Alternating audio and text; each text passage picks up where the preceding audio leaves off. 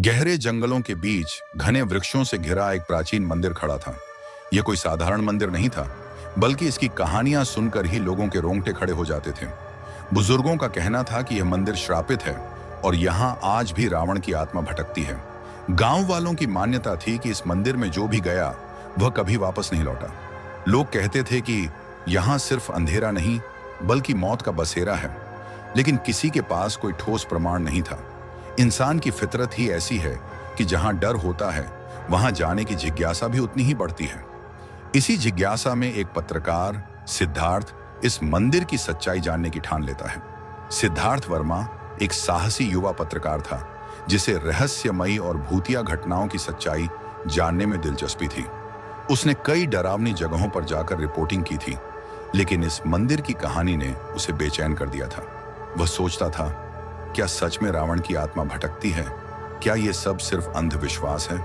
उसने गांव के बुजुर्गों से इस मंदिर के बारे में जानने की कोशिश की। ग्राम प्रधान, जो 80 वर्ष के थे, कांपती आवाज में बोले, बेटा, यह कोई साधारण मंदिर नहीं, यह श्रापित है। हमारे पूर्वजों ने बताया था कि यह वही स्थान है जहां भगवान श्री राम ने रावण का अंतिम संस्कार किया था। लेकिन रावण की आत्मा मुक्त नहीं हो पाई और वह यहीं कैद हो गई। जो भी इस मंदिर में गया उसकी मौत निश्चित थी। लेकिन सिद्धार्थ इन सब बातों पर विश्वास नहीं करता था।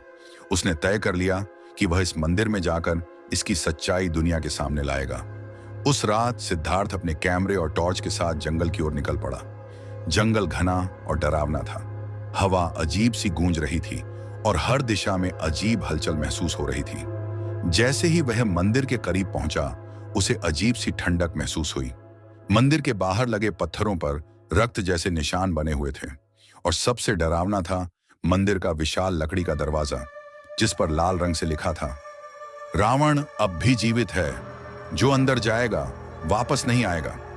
सिद्धार्थ ने इसे किसी की शरारत समझकर नजरअंदाज किया और दरवाजे को धक्का दिया। दरवाजा खुद ब खुद खुल गया। अंदर घना अंधेरा था। जैसे ही सिद्धार्थ ने पहला कदम रखा, अचानक मंदिर की दीवारों पर लगे पुराने दियों में खुद ब खुद आग जल उठी। अचानक एक भारी आवाज गूंजी, कौन आया है मेरी नगरी को अपवित्र करने? सिद्धार्थ के शरीर में ठंडक दौड़ गई। उसने इधर उधर देखा, लेकिन वहां कोई नहीं था। तभी मंदिर की दीवारों पर परछाइयां बनने लगी। एक विशाल काली आकृति उभरने लगी। उसकी 10 परछाइयां दीवारों पर नाच रही थीं और उसकी लाल आंखों में ऐसा क्रोध था कि खून जम जाए। सिद्धार्थ ने हिम्मत जुटाकर पूछा, तुम कौन हो? उस परछाई ने भयानक ठाका लगाया और कहा, मैं लंकापति रावण हूं। तेरा विज्ञान मेरी आत्मा को नहीं नकार सकता। मैं अब भी यहां हूं क्योंकि मुझे मोक्ष नहीं मिला। सिद्धार्थ ने कैमरा उठाया, लेकिन कैमरे की स्क्रीन झिलमिलाने लगी और फिर बंद हो गई। अचानक मंदिर की जमीन हिलने लगी। चारों ओर आग की लपटें उठने लगी।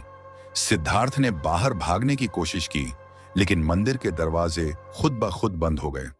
रावण की आत्मा गर्जी, तूने मेरी चेतावनी नहीं मानी, अब तू भी मेरी तरह भटकेगा। सिद्धार्थ के शरीर में बिजली दौड़ गई। उसे ऐसा लगा जैसे कोई अदृश्य शक्ति उसे जमीन पर पटक रही हो। उसकी चीखों से पूरा मंदिर गूंज उठा। मंदिर के अंदर रक्त की नदियां बहने लगीं। सिद्धार्थ ने महसूस किया कि कोई उसे खींच रहा है। वह पूरी ताकत से संघर्ष करता रहा, लेकिन धीरे धीरे उसकी आंखों के सामने अंधेरा छाने लगा। सुबह गांव वालों को जंगल में सिद्धार्थ का टूटा हुआ कैमरा मिला। उसमें एक आखिरी रिकॉर्डिंग थी, रावण अब भी यहां है, मत आना, मत आना।